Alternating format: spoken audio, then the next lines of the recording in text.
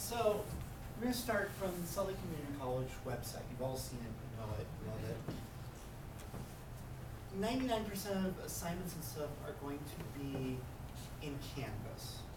So, how many of you used Canvas before? What do you think of it? I like it. You like it? It's decent. Yeah, it's decent. Functional. It's better than Blackboard. Yeah, Depending if it's working or not. Yeah, when it's up, it's great. When it's down, you're pulling your hair out. Yeah. Last time I checked, this class is capped at 30. 20 people were in Canvas for this course. About 7 of them have already dropped. So do the math. That means that 13 students who are in this course are correctly in Canvas and 17 aren't showing up yet. So I am in polite discussion with the Canvas people to get everybody added. So if you're not in yet and you don't see our class, don't panic. We will fix this shortly. So to get to Canvas, go to current students up here, and if you go down to online classes, it will take you to the Canvas website. I'm already logged in. What you will usually see is this login page. It's the same username and password as you have for your My Page and for your email. So username, password, hit login, and you should be presented with a screen that looks a lot like this. Everything that's going on in your classes over here on the side, although you probably don't have people asking you for grades, and then stuff along the top. If you go up to this, right here where it says courses and groups, it should list the courses that you have in Canvas. And we are this long thing, film, potentially 3 or 20 F12 Langshall. So if you click that, it will go here. So instead of to go to the course syllabus page first, so if you look right here, here's our friend Kira Kurosawa. Here's a link to the syllabus. You can view it in browser by clicking that. And then at the bottom, here are all the assignments that are coming up. So September 4th, week 1, that's a discussion post. Tuesday, September 25th, there's an essay. October 9th, there's an essay. October 30th, there's an essay. And December 13th is the one. So that's all right there. And then to access those assignments, all you have to do is click on them. So if I click on week 1, here's the discussion. Here's what you're supposed to read. It's a grade discussion. Type there, hit enter, and it's posted. Real simple stuff. Any questions here? Okay, we go back to the. So that was just getting involved in the discussion on Canvas? Yeah, and the discussion is part of your grade, and we'll talk about that. All right, this is Introduction to Film. We meet Tuesdays from 1 to 4:50. We start at 1. We'll generally go the full time, and that's that. I'm Alice Langshaw. Email address. Phone number is a Google phone number so that I don't get telemarketers or past students threatening me with whatever it is past students threaten me with. It'll ask you for your name, just give your name and then it passes it to whatever phone I'm using at the time. I'm available on Skype. I am here before class. I have a class that ends at 10 o'clock and I'm usually somewhere on campus. If the schedule works right, I may even just be here. I may stay here from 10 to 1 and that'll be a nice office hour. If you need to get a hold of me or you need to meet me in person, these things are available.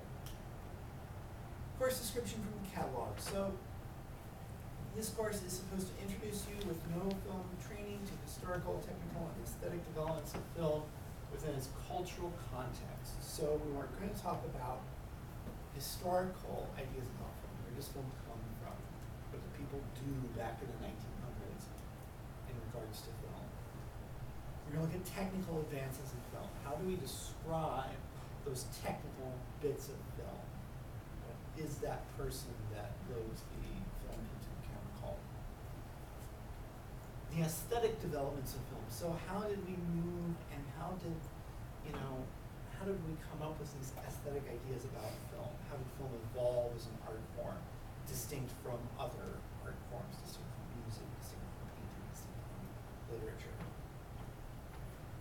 So from this course description, there are three broad objectives.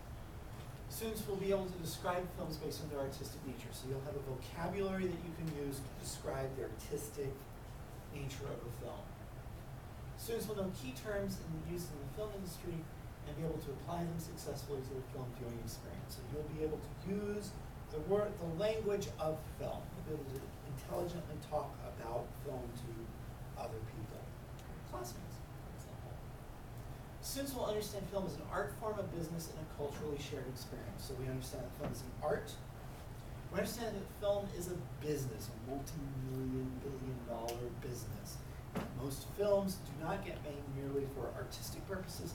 They get made so that they entice people to go and pay for those $8.50 tickets to go see a movie theater. It's also a culturally shared experience in a number of ways. You spend that $8.50 and $14 on popcorn. You go with a couple of your friends and you sit down in a darkened room with a bunch of strangers and you laugh, cry, throw popcorn at the screen, etc., together as a shared experience with other people. And we all have bits of film that we all know and love and think about together. How many people have seen Star Wars? Everybody, nearly. And that becomes part of the culture of the cultural language. So it's a culturally shared experience. So our essential questions are, what's the history of film? Because we have to know how long, what is this stuff we're talking about? How to describe this artistic nature of film, and how to direct and shape the films that they make. So we're going to look at how does a film become their voice? How, when we say this is a Kurosawa film, this is a Scorsese film, this is a Woody Allen film, all those directors have different worldviews, and that worldview is something that is relayed to you through that medium, through film. Course materials, there's a textbook. It's big, it's orange, and expensive. It's this. This is Looking at Movies, Introduction to Film, 3rd edition. Nice picture of Robert Downey Jr. on the cover. It's going for like 90-something in the bookstore and 70 at Zeus. If you can deal with an ebook, if you go to www.norton.com, one word, www.norton.com, there is a 180-day license available for the ebook version of this textbook for $30. 90 versus 30. I've heard from students that have used the e-textbook that it's much easier in some places because a lot of the media is embedded. And there are some concepts that are easier to get from the ebook than from the textbook. Officially, the textbook is required. I understand that I'm saying that officially. I have had students who have said they have been able to understand and get through the course without the textbook, but we made assigned readings from it and so forth. Questions on any of that so far? Okay, big bold paragraph right here that's important that we're very clear about. Please note that some films we will view will carry an R rating. This means that they contain certain content typical of an R-rated film, violence, sexuality, language, etc. These have been selected for their artistic and historical merit. Though I do understand and respect individuals who choose not to use certain material, no accommodations made for content. Consider this. Hopefully nobody's hurt. Consider this carefully before continuing. So we're going to watch R-rated films in this course. We're going to contain stuff typical of R-rated films. I am not picking films solely on the basis of wanting to shock you. I'm not like, ooh, I got this class tomorrow, and if I can get this much gore in, if I can get this much sex in, then, that's not my intention at all. But a lot of the films that are aesthetically significant, historically significant, things that are of merit are R-rated. Akira Kurosawa's Ron that we're going to watch today is rated R, mostly for violence. And it's not particularly gratuitous. This is pretty typical of the film courses taught at Southern Community College. We show R-rated films here. That's part of the content of the course. So if you have a problem with that, you may want to consider whether or not this is the course for you. Good. So the really important part that you're interested in is your grade, right? Because while we all want to sit and have an aesthetic experience, we also need to put something in the transcript and boost your GPA somehow. So, about your grading, there will be, first category is reflective essays. There are 3 of them. They will reflect on the course's essential questions. They're 10% of your total grade, so 3 of them make up 30% of your total grade. You'll get rubrics. Early and late policy. Essays can be submitted 1 class period early for 10% bonus. Essays can be submitted on time and you get no bonus or deduction. 1 week late and it's a 10% deduction. 2 weeks late, it's a 20% deduction, and I don't accept work past 2 weeks late. Now, this is not a writing course.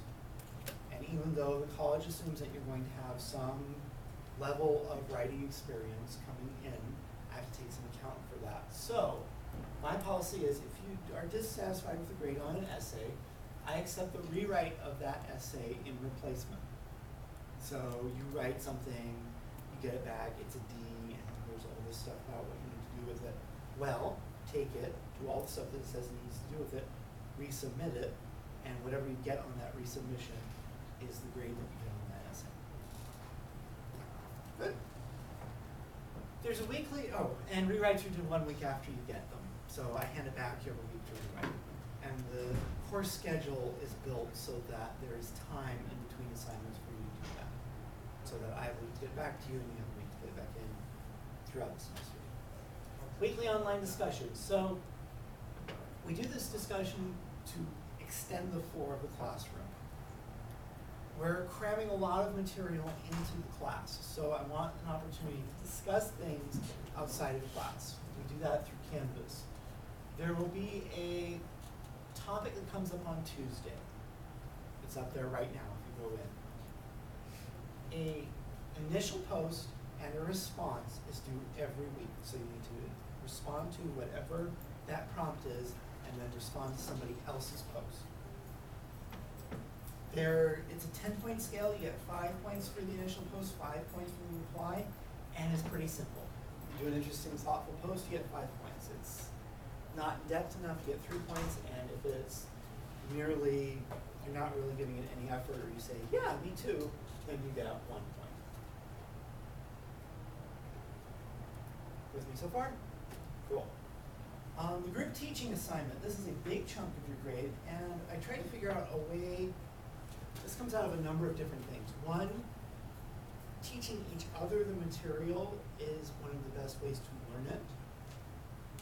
There's been a lot of talk about the e-portfolio, and I know students and professors, when the e-portfolio comes up, you either hate it or you hate it. But there's been a lot of talk about the e-portfolio doesn't really include any group assignments. Like, very few professors are making you put a group assignment into the e-portfolio. So this is something that is going to go in both as a visual piece and as an essay piece. So you will be required in a group to teach a section of the course. You will have a week scheduled in the course, and you'll be in a group of 3 to 4 people, and you will teach that week of the course. So you'll be required to come up with a lesson plan a couple weeks in advance. We'll sit down and talk about it. We'll figure out what it is that you want to do. Get up, do a lecture, activity, whatever, watch the film, talk about it afterwards. Good to go. It'll include a recording of you leading the discussion, talking in the course. That we'll put on YouTube, so you can add that into your e-portfolio, and then you'll be required to do a short reflective piece about what your experience was like doing this thing. Grade on preparation, quality, accuracy, execution, reflection, and I'm still coming up with what this is going to look like. 30% of your grade is going to be that thing. There's a 10% final exam. You watch a film, you apply the ideas from the course to the film. It's 20 short answer questions. It's fairly simple. If you've paid attention in class, it's the final. And then participation is 10% of your grade. I use a deductive model, so everybody right now has 100% of that. And I will warn you before I talk from that. Grading scale is pretty standard college grading scale. If you cheat or plagiarize, I remove your toenails, and you fail the class. Any questions so far? should say, since I'm on camera, that I'm not actually going to. Okay, attendance is important. Attendance is vital to your success in this class. We start on time. Starting next week, there will be a sign-in sheet by the door. To be present, you need to be here from beginning to end, excluding breaks and is reasonable. You can be absent without excuse 3 times. Boy, I didn't change this from the other class, so. 4th absence drops your final grade by 1/3 of a point, 1/3 of a full grade. 5th absence drops your final grade by a full letter, and you can't pass with 6 or more final absences, or 6 or more unexcused absences. If you need to be here, not be here for other reasons, you have issues, come and talk to me and we'll take care of them. Legitimate excused absences are something that can happen. You just need to talk with me about it and let me know. Constant communication with the instructor is too important. Questions on that? Cool. Procedures and expectations. You will behave in a manner consistent with conducive to learning.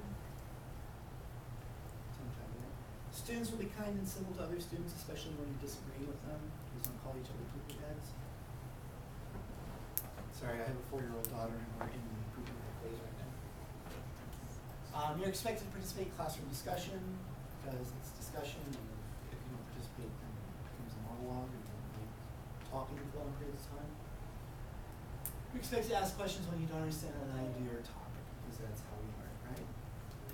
Students will behave during film screenings in a manner consistent with behavior of a movie theater. So when we're watching a film, I expect you to behave in the same sort of way that you would expect behavior in a movie theater. This means cellular phones and laptops are prohibited during screenings. The little tiny, bright screen in the middle of the film gets irritating. You want to fling popcorn at that person, so don't do it. This is in line with the trend in the movie theater industry to remove disruptive patrons from screenings. If you notice, if you go to Cinemark now, there's a little blurb before the movie that says if you pull out your cell phone, we're going to ask you to leave. And there's a movie theater chain in California and Texas called Alamo Draft House. They run a PSA at the beginning of their movies. One of them is Arlie Ermey. Does anybody know who Arlie Ermey is? He's the drill sergeant from Full Metal Jacket. And he explains exactly what will happen if you answer your phone or talk during the movie. So, don't do it. If you violate this rule, we'll ask you to leave, and that becomes an unexcused absence. So don't be irritating during the movie. This also means that theater-appropriate food and drink is acceptable. This is a 4-hour-long class, 3 hours and 50 minutes.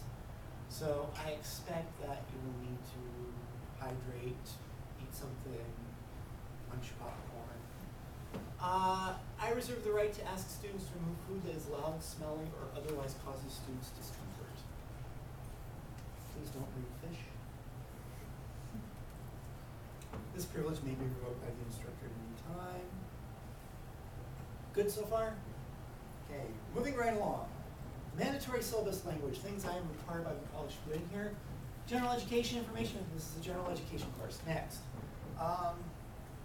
The DRC disclosure, this one's a little bit more important. This says that if you have legitimate need for an accommodation, learning disability, physical disability, any reason that you need an accommodation in the course, you must go through the DRC first. This is both for your protection and for mine. If you have it in writing from the DRC, your instructors must follow whatever the DRC says. So legally, I can't change the accommodations for the course, or change the content or the method of the course without you contacting the DRC first. General education e-portfolio. You need to have one of these things. Anybody not have one of these things? All right. There are links to get help, and there's also now a live e-portfolio lab in the basement of the library at Redwood. You can go in there, get an appointment, and they will one-on-one help you to get your e-portfolio set up. Really cool resource. Any questions about that? Okay, wow, moving right along. So we're in week 1, introduction to course objectives. Read the syllabus, talk as fast as possible, film, storytelling, cultural experience, technical art, means power system communication, watch Kurosawa's Ron. Remember to read chapter 1 at some point.